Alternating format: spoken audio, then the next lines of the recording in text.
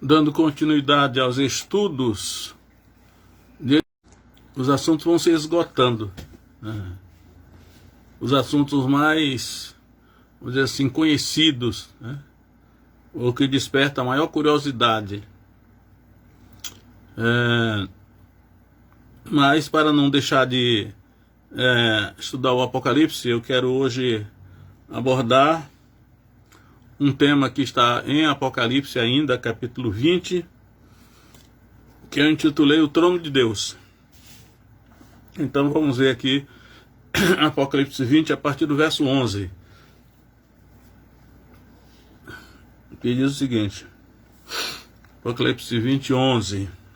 E vi um grande trono branco,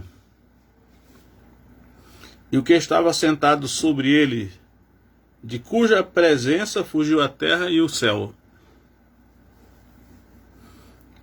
e não se achou lugar para eles.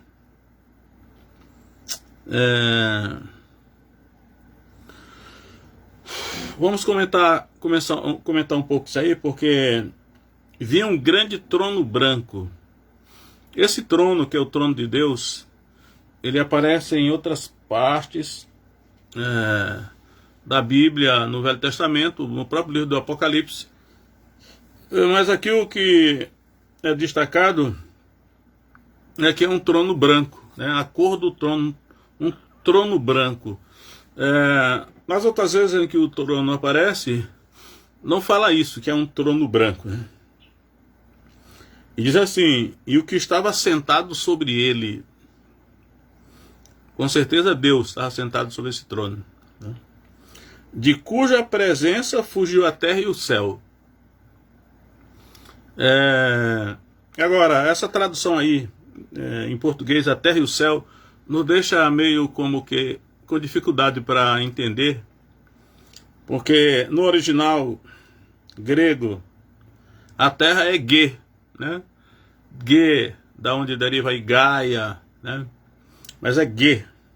E o céu é Uranus, ou Uranos, né? No grego. Nós nos acostumamos a, por exemplo, a pensar em Urano como um planeta, né? Um planeta. E na mitologia grega e romana são deuses, né? Deuses. Entendemos que os deuses são anjos caídos. Mas essa expressão que é usada aí, de cuja presença fugiu Gê e Uranus.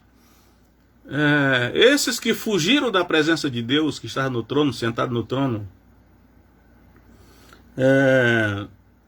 a gente pensando na terra como um lugar, fica difícil entender como é que um lugar chamado terra fugiria. E o outro lugar chamado céu também, como é que fugiria. Essa ação de fugir se refere a um ser vivente, né? Então, eu entendo que quem fugiu aí da presença do que estava sentado sobre o trono foram duas pessoas, que é Gê e Uranus. Entendendo eu hoje que, a partir do estudo da Bíblia, até da mitologia grega e romana, cada coisa, cada lugar também significa uma pessoa, ou a pessoa que governa aquele lugar. Por exemplo, quando nós falamos hoje de São Paulo, eu gosto sempre de usar esse exemplo. São Paulo, nós pensamos na cidade de São Paulo aqui, uma cidade do Brasil, por exemplo. Mas na Bíblia é um homem, né? Um homem. E assim, também há muitas evidências de que esse lugar chamado terra também pode se referir a um príncipe que governa a terra, ou governava. Já estamos aí no final do Apocalipse, nessas alturas aí Jesus já voltou, então pode se referir a uma pessoa que governava a terra.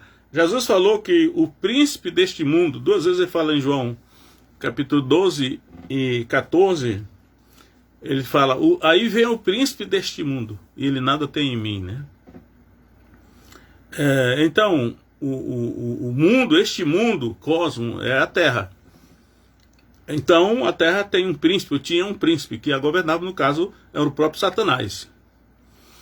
Então, entendendo aí essa questão que diante do trono branco, do grande trono branco, quem fugiu foram duas pessoas, né? Quem sabe, dois anjos, Gaia, a terra. A Bíblia não fala essa expressão, porque na Bíblia é Ge, e é a terra, mas em Apocalipse 12 diz que a terra abriu a sua boca e engoliu a corrente de água que o dragão soltara da sua boca. Então, às vezes, a própria Bíblia trata a terra, o mundo, o cosmo, como um ser vivo, né? Há muitas coisas que nós não sabemos, e algumas coisas que vêm da mitologia, do paganismo, não somos obrigados a crer nisso, né? Mas, baseado exclusivamente nas evidências bíblicas, a gente pode chegar perto dessa verdade. Mas essa questão do grande trono branco, que é o trono de Deus, eu quero dar uma olhada lá mais no Antigo Testamento. Por exemplo, em Daniel 7:9, esse trono vai aparecer aí, né? Vamos lá, Daniel, a profecia de Daniel capítulo 7, verso 9, diz assim: eu continuei olhando até que foram postos uns tronos. Aí veja só, uns tronos, está no plural, tronos, né? Lá em Apocalipse é um grande trono branco, aqui são tronos. E um ancião de dia se assentou. A sua veste era branca como a neve, e o cabelo da sua cabeça como a pura lã. O seu trono, agora fala do trono no plural, né? Aqui fala trono, aliás, fala no singular agora, né? O seu trono, singular, agora pode ser aquele mesmo trono branco lá do Apocalipse, era de chamas de fogo, e as suas rodas de fogo ardente. Um rio de fogo manava e saía de diante dele. Milhares de milhares o serviam, e milhões de milhões assistiam diante dele. Agora veja essa expressão aí: assentou-se o juízo e abriram-se os livros. Então, quando a Bíblia fala de trono, geralmente o assunto é julgamento, né? É juízo, né? É a ação de Deus para julgar. E aqui assentou-se o juízo, acredito que está se referindo ao mesmo momento lá de Apocalipse 20. Assentou-se o juízo e abriram-se os livros. A expressão que vai aparecer lá em Apocalipse é também que abriram-se os livros, é a mesma expressão, portanto está se referindo ao mesmo momento aqui na profecia de Daniel. Daniel teve essa visão aí. Do exílio, ele estava no exílio na Babilônia, nos 70 anos de cativeiro. Então vamos ver Ezequiel 1:26. Olha só. Ezequiel 1:26, a visão de Ezequiel, né? 1:26. E por cima do firmamento que estava por cima das suas cabeças, ele está vendo aqui os querubins, né? Havia algo semelhante a um trono. Aí novamente aqui fala do trono. Aqui está também no singular, o trono, que parecia de pedra de safira. O trono aqui parecia de pedra de safira, ele está fazendo a comparação, né? E sobre esta espécie de trono havia uma figura semelhante à de um homem, na parte de cima sobre ele. Então eu acho interessante porque a pessoa de Deus, né, que ele está aqui descrevendo, em termos de comparação, analogia, Deus sentado no seu trono, qual é a aparência de Deus, né? Nós pensamos em Deus como espírito. Acredito que Deus realmente é espírito. Jesus disse, né? Deus é espírito e é necessário que aqueles que o adoram em espírito em verdade. Porém aqui ele está descrevendo, será que um espírito tem forma? Jesus perguntou aos fariseus, né? Vocês já viram a forma de Deus? Mesmo lendo a escritura todo dia. Então diz aí, havia uma figura semelhante a de um homem, na parte de cima sobre ele, sobre o trono. Então, a aparência de Deus, ele diz, era semelhante a de um homem. O que não causa nenhum espanto, porque quando Deus criou o homem lá no primeiro capítulo de Gênesis, ele falou, façamos o homem à nossa imagem e conforme a nossa semelhança. Portanto, quando o homem foi criado, quem serviu de modelo para a criação do homem foi o próprio Deus, né? Embora ele usou no plural aí, né? Façamos, homem, nossa semelhança, né? A nossa imagem e semelhança. Entendemos que seja a Trindade que estava ali sendo considerada, né?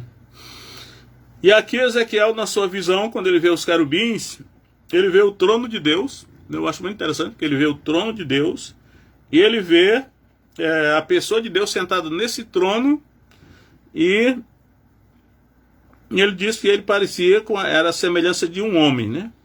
Aí continua no verso 27. E via como a cor de âmbar, como a aparência do fogo pelo interior dele, ao redor, desde o aspecto dos seus lombos e daí para cima, desde o aspecto dos seus lombos e daí para baixo. Vi como semelhança de fogo e um resplendor ao redor dele. E aí Ezequiel vai descrevendo o que ele viu, né? O trono de Deus, aquele que estava sentado sobre ele. Verso 28. Como o aspecto do arco que aparece na nuvem no dia da chuva, assim era o aspecto do resplendor em redor. Este era o aspecto da semelhança da glória do Senhor. Vendo isto, caí sobre o meu rosto e ouvi a voz de quem falava. Então, tanto Daniel, que foi um profeta do cativeiro, né? Ele profetizou durante o cativeiro babilônico, como Ezequiel, que também estava no cativeiro babilônico, eles tiveram visões do trono de Deus e de alguém que estava sentado sobre ele, né? E que esse alguém era semelhante ao Filho dos Homens, né? Era uma figura de Deus. Porém, ainda no próprio livro do Apocalipse, capítulo 4, João tem uma visão do trono de Deus ainda, né? Vamos lá. Apocalipse 4, verso 2, diz assim: E logo foi arrebatado no Espírito, e eis que um trono estava posto no céu. Agora, novamente, o trono aqui aparece no singular, né? Ele disse, e estava um trono posto no céu.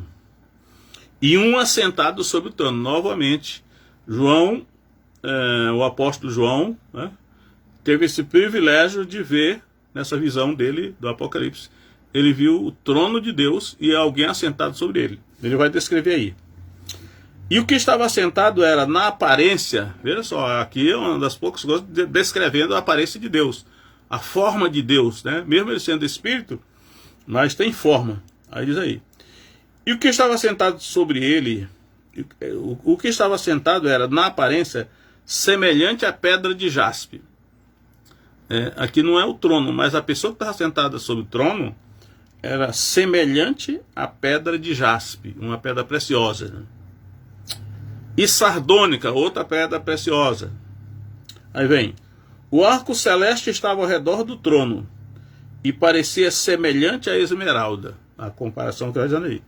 E ao redor do trono havia 24 tronos, agora aparece tronos ali no plural, e aqui dá o número exato 24, né? E vi assentados sobre os tronos 24 anciãos, vestidos de vestes brancas.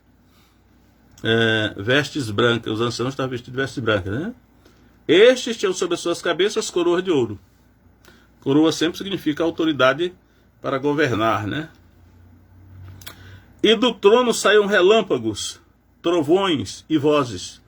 E diante do trono ardiam 7 lâmpadas de fogo, as quais são os 7 Espíritos de Deus. Então até aí, né? Antes de retornar lá para Apocalipse 20, vamos aí considerando porque que Deus ele revelou, né, na Escritura várias vezes o seu trono, várias coisas a respeito do seu trono, né, os querubins, está em Ezequiel, são os querubins. Em Isaías 6 aparecem os serafins, que são muito parecidos com os querubins, pode ser as mesmas criaturas ou pode ser outros parece que são, em algumas coisas são diferentes também, né? Então, para culminar nessa revelação final do Apocalipse 20, o trono de Deus aí sendo mostrado agora, e é acrescentada essa questão, que era um trono branco, um grande trono branco, essa é a expressão que João usa aí, né? E lá em Daniel 7 vai falar que assentou-se o juízo, lá fala de abriram-se os livros, Então, eu acredito que é o mesmo momento que está sendo mostrado aqui em Apocalipse, né? Os profetas viram o futuro, quando isso aconteceria, e aqui João está mostrando o que vai acontecer mesmo naquele dia. É bom lembrar que essa visão de Apocalipse 20, a partir do verso 11, ela é posterior ao milênio, né? Muitas coisas acontecerão no início do milênio, antes do milênio começar, quando da vinda de Jesus, e de tantas coisas que acontecerão na vinda de Jesus, e aí onde Jesus vai governar a terra por 1000 anos, Satanás será preso no abismo durante 1000 anos, mas agora o que vai acontecer aí, em Apocalipse 20, 11, é posterior ao milênio, né? Aí vai ser a questão final mesmo, né? Então vamos continuar aí em Apocalipse 20, 12. Diz aí: e vi os mortos, grandes e pequenos.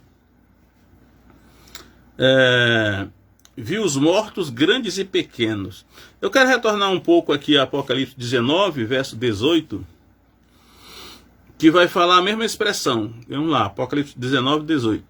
Para que comais a carne dos reis, a carne dos tribunos, a carne dos fortes, e a carne dos cavalos e dos que sobre eles se assentam, e a carne de todos os homens, livres e escravos. Aí vem, pequenos e grandes. Olha só, essa expressão aqui, ó, pequenos e grandes. Essas pessoas serão mortas quando da vinda de Jesus, ou seja, no início do milênio, ou seja, antes de começar o milênio mesmo, né? E agora, em Apocalipse 20, 12, diz aí: e vi os mortos, grandes e pequenos. Em 19, 18, tá pequenos e grandes, que foram mortos lá. E aqui ele está dizendo que viu esses mesmos mortos, que ele diz que são os mesmos mortos, grandes e pequenos, diante do trono, né? Que estavam diante de Deus. Aí vem. E abriram seus livros. Essa expressão, e abriram seus livros, é a mesma expressão que está em Daniel 7. Abriram seus livros. Lá não dá muitos detalhes, né? Mas aqui vai dizer realmente o que vai acontecer. Abriram-se os livros. E aí vai acrescentar aqui esse detalhe que é assim: e abriu-se outro livro, que é o da vida. Em Daniel capítulo 7, o livro da vida não é mencionado, né? Só os livros, abriram-se os livros. E aqui já é mencionado esse livro no singular, que é o livro da vida. Então temos que lembrar que isso significa que todos os nossos atos, os atos dos seres humanos, estão sendo escritos em livros. Claro que essa linguagem em livros, ela pode significar um registro de uma maneira tecnológica mais sofisticada, né? E que estão sendo anotados. Vamos considerar que seja um livro mesmo, né?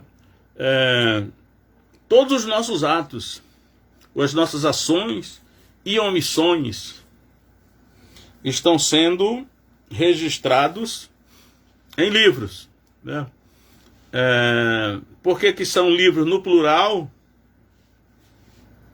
Talvez porque é muita gente, né?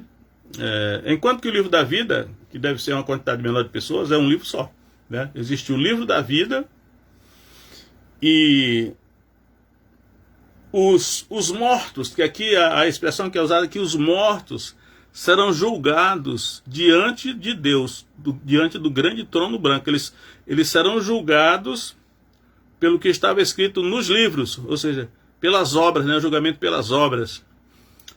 Então aquela ideia de que o ser humano será salvo pesando numa balança de um lado das suas boas obras e do outro lado das más obras. Se as boas obras pesarem mais, ele será salvo. Se pesarem mais as más obras, eles serão condenados. Isso não condiz com o Evangelho, né? Isso não é o Evangelho. O ser humano não será justificado por boas obras, mas por crer, né? É pela fé. Veja que Paulo diz: a lei da fé, tem a lei das obras e a lei da fé. Então é pela lei da fé. Crer em Jesus, né? O que é crer em Jesus?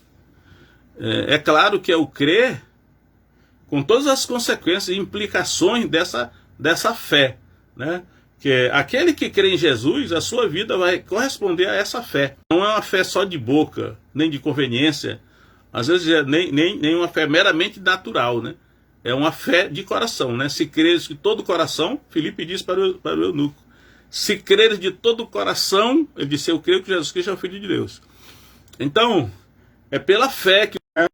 E acredito que os que creram mesmo, né, a fé do coração, os seus nomes estarão registrados no livro da vida. Vamos ver como é que diz aí, o livro da vida só. E abriu só outro livro que é o da vida. Tem outro lugar que fala o livro da vida do Cordeiro, né? Com respeito ao livro da vida, eu sempre digo que em toda a Bíblia não existe em nenhum lugar nomes sendo acrescentados ao livro da vida. Aqui a gente lembra até da questão da predestinação, né? Que o nome dos que serão salvos foram escrito no livro da vida antes da fundação do mundo. Se não me engano, tem uma expressão assim, né? Mas, todavia, mais de uma vez é dito que nomes poderão ser riscados do livro da vida. Então, por exemplo, Moisés disse assim para Deus, ou perdoa o pecado deste povo, ou risca o meu nome do livro que tens escrito. Aí Deus disse para ele, aquele que pecar contra mim, a esse riscarei do meu livro. Então, a grande questão é, o seu nome está no livro da vida, o livro da vida do Cordeiro, então tome cuidado para que ele não seja riscado, porque a possibilidade de ter o nome riscado está na Bíblia. Agora, alguém cujo nome não está no livro da vida, o nome pode ser acrescentado? Não sei, porque eu não vi em nenhum lugar da Bíblia dizendo que nomes podem ser acrescentados, né, a esse livro. Mas vamos até aqui a esse texto. Então diz aí, Apocalipse 20, verso 12, parte B. E os mortos foram julgados pelas coisas que estavam escritas nos livros, segundo as suas obras. Então, os mortos, aí diz lá, grandes e pequenos, pequenos e grandes, eles serão julgados. Aí eu digo, olha só, esse julgamento acontecerá após o milênio. Após o milênio, o reinado de Cristo na terra. Mas antes do milênio, quando da vinda de Jesus, haverá o julgamento do tribunal de Cristo, né? Paulo fala isso em Romanos, em 2 Coríntios ele fala do tribunal de Cristo. E tanto a parábola das 10 virgens, quanto a parábola dos talentos, quanto a parábola das ovelhas e dos bodes das ovelhas, ou seja, o capítulo 25 de Mateus, ele, nessas 3 parábolas, termina num julgamento. E isso é antes do início do milênio, é quando Jesus voltar. Você vê que essas parábolas sempre falam que é quando Jesus voltar, que haverá esse tribunal de Cristo, onde ele irá julgar a igreja. E aí eu costumo dizer que quando eu me converti, os meus professores diziam assim, o tribunal de Cristo, que a Bíblia fala, o Novo Testamento fala, os crentes serão julgados lá, mas não é julgamento para condenação, é só para a entrega de galardões. E como a gente, quando no início da nossa fé como criança, acredita em tudo que eles nos dizem, até porque a gente não tem conhecimento para avaliar, aconteceu comigo também. Todavia, na medida em que eu fui estudando a Bíblia, eu percebi que esse julgamento do tribunal de Cristo será para a condenação, sim. A minha convicção hoje é que, quando Jesus vier, ele vai instalar um tribunal, né? Por isso diz lá, se assentará no trono da sua glória. Sempre que fala em trono, geralmente é trono de julgamento, é trono de juízo, né? Então ele virá como juiz. E ele vai julgar a igreja, né? Veja que essas 3 parábolas que eu falei, de Mateus 25, todas elas se referem ao julgamento da igreja. E em todas essas parábolas, uma parte vai para a perdição, para a condenação, e outra parte para a salvação. Então, por exemplo, na parábola das 10 virgens, 5 virgens entraram com o noivo para as bodas do cordeiro, enquanto que as 5 virgens insensatas, eles ficaram do lado de fora, né? Ou seja, se perderam. A parábola dos talentos foi de 2 para 1. A parábola das ovelhas e dos bodes não diz a proporção, mas diz lá, foram estes para o castigo eterno e os justos para a vida eterna. Termina assim. Então não podemos nos enganar, né? É o que está escrito. O julgamento, no tribunal de Cristo, o julgamento da igreja, a igreja será julgada. Eu sei que geralmente, né, desde o início da minha fé, me citava, eu creio que é João 5,24, onde diz assim, quem crê em mim, naquele que me enviou, tem a vida eterna, não entra em julgamento ou em juízo, mas já passou da morte para a vida, né? Isso aí, me citava um texto desse, e é baseado nisso aí. Só que, vamos avaliando esse texto de novo, podemos ter o seguinte, quem crê em mim, naquele que me enviou, tem a vida eterna, não entra em condenação ou em juízo, mas já passou da morte para a vida. Isso é realmente dos verdadeiros cristãos. Não acredito que aqueles cristãos que creem, e aí a sua vida condiz com essa confissão, essa profissão de fé, não há por que temer, né? Todavia, todo o Novo Testamento nos advertindo, né, para nós termos cuidado de andar uma vida condizente com a nossa confissão de fé.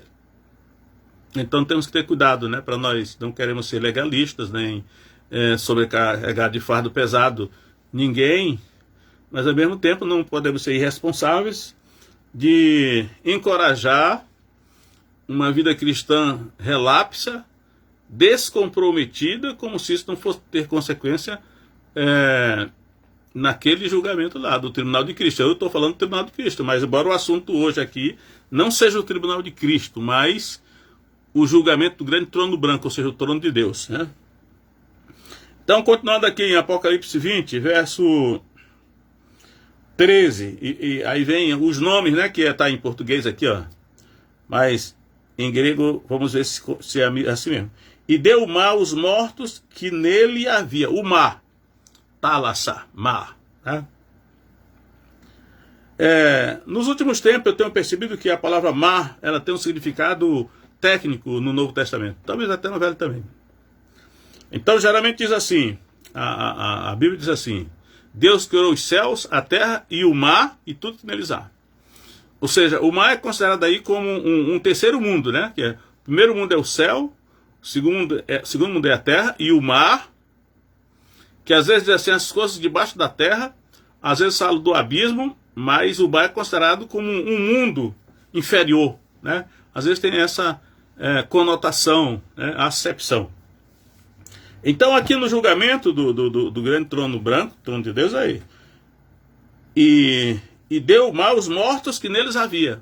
Ou seja, esse mundo chamado mar, os mortos que havia lá, não sei de que maneira, podemos até imaginar, mas não tenho muito dado para isso, é um lugar, né? O mar é um lugar. Os mortos que havia nesse lugar, entendo eu, que foram os corpos dos mortos, porque os mortos, grandes e pequenos, estavam diante do trono, e imagine eu que sejam os espíritos, estavam lá no céu, as almas, a linguagem que a Apocalipse usa são as almas dos que foram mortos, né? Estavam lá.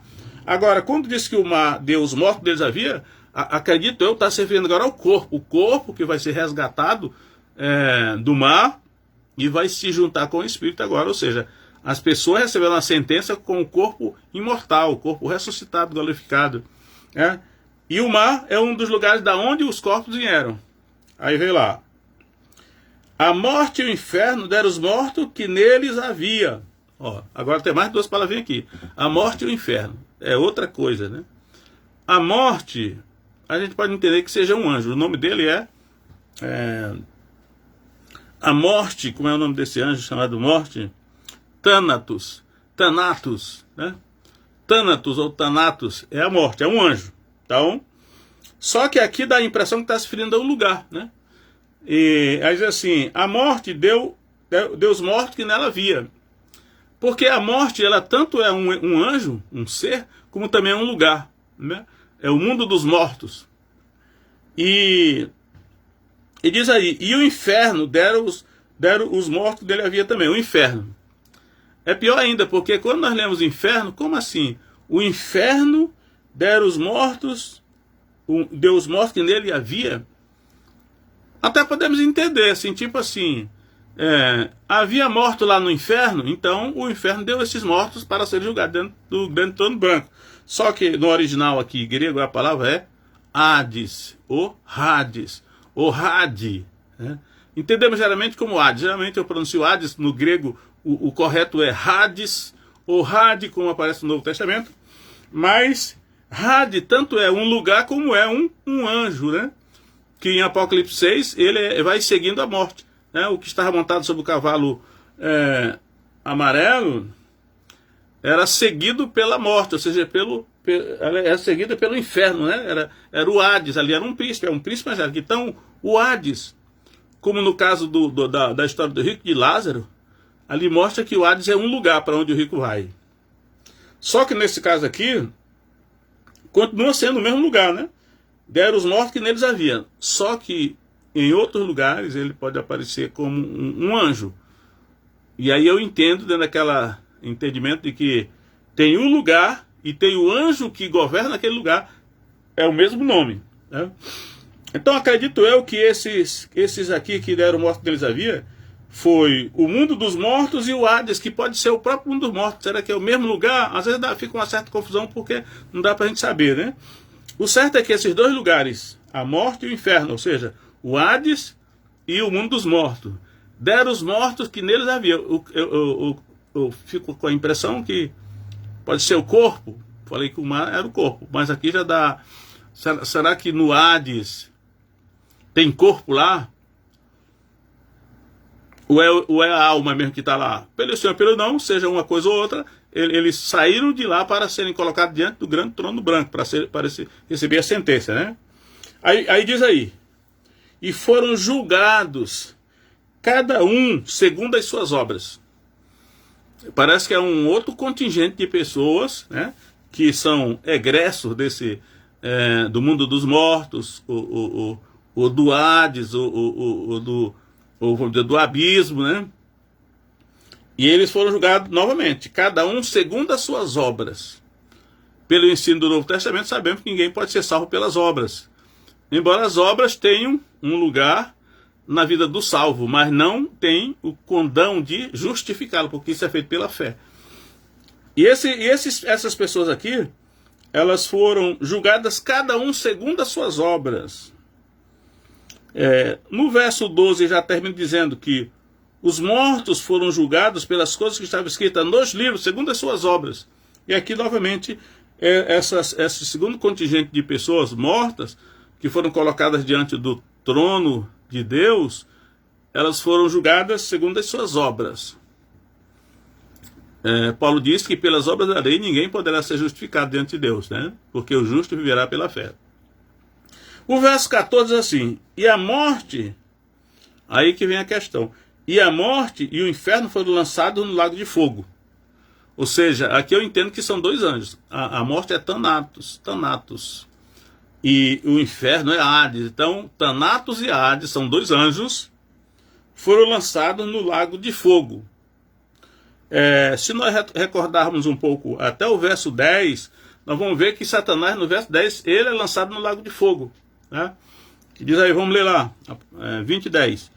E o diabo que os enganava foi lançado no lago de fogo e enxofre, onde está a besta e o falso profeta, e de dia e de noite serão atormentados para todo sempre. Então, Satanás foi jogado no lago de fogo, e pelo ensino do Novo Testamento acreditamos que Satanás seja um espírito, né? Fala de dragão, mas na maior parte das vezes eu acredito que Satanás é representado como um espírito, por isso se incorporou em Judas, né? E ele foi jogado no lago de fogo. E agora aqui, Thanatos e o Hades também foram lançados no lago de fogo também. Se Thanatos e Hades são dois anjos, e se eles tinham corpo ou não, agora já se tornou irrelevante. O certo é que serão lançados no lago de fogo, seja com corpo ou sem corpo, e é um sofrimento, é um tormento eterno, né? Aí diz assim, esta é a segunda morte. Ele está me dizendo dessa segunda morte. Aí vai dizer, verso 15, e aquele que não foi achado escrito no livro da vida foi lançado no lago de fogo. Então, nesse julgamento do grande trono branco, que é depois do milênio, veja que o Novo Testamento todo ensina que a primeira ressurreição, aliás, Apocalipse 20, já nos primeiros versículos, ele diz isso. Bem-aventurado aquele que tem parte na primeira ressurreição. Quem é que diz isso aqui? 26 diz assim: bem-aventurado e santo aquele que tem parte na primeira ressurreição. Sobre este não tem autoridade da segunda morte, mas serão sacerdotes de Deus e de Cristo e reinarão com ele 1000 anos. Ou seja, antes do milênio, os justos ressuscitarão. Tá? Ressuscitarão. Agora, esse julgamento aí do grande trono branco é depois do milênio. E aí todos os mortos, acredito que não haviam ressuscitado ainda, os mortos, ou seja, não é a igreja aqui, né? Eles serão ressuscitados para o julgamento desse grande trono branco, e o resultado é que, nesse julgamento aí, a única maneira de não ser condenado é ter o nome escrito no livro da vida, que é o livro da vida do Cordeiro. Quem não foi achado com o nome escrito no livro, foi lançado no lago de fogo, né? Que é disso aqui que é a segunda morte. Então, é mais uma reflexão aí sobre o Apocalipse, sobre a escatologia, as últimas coisas, porque nós estamos num tempo que tudo parece indicar que nós estamos caminhando celeremente para o desfecho, o arremate da história, e a única maneira de nós termos segurança de ver para onde nós estamos caminhando é pela Escritura, a revelação de Deus, né? Aí nós só temos que ir acompanhando os acontecimentos do mundo com aquilo que está escrito. E nos certificarmos que nós estejamos com o nome escrito no livro. Isso aí é um mistério, porque, como eu disse, não tem nenhum lugar da Bíblia dizendo que alguém possa ter o seu nome acrescentado no livro. Mas pelo menos os que estão com o nome lá não seja tirado, porque essa possibilidade há, né? Riscar o nome do livro da vida. E que Deus nos ajude a entender cada dia mais coisas, porque eu acredito que à medida que vamos nos aproximando do desfecho dessas coisas, Deus vai nos dando mais luz para entendermos, né, aquilo que está acontecendo no mundo e para onde nós estamos nos encaminhando e como nós nos livrarmos de todas essas coisas que hão de acontecer, né? Então hoje era a minha reflexão, colaboração, para nos ajudar, pelo menos, a manter em mente essa perspectiva, essa visão bíblica.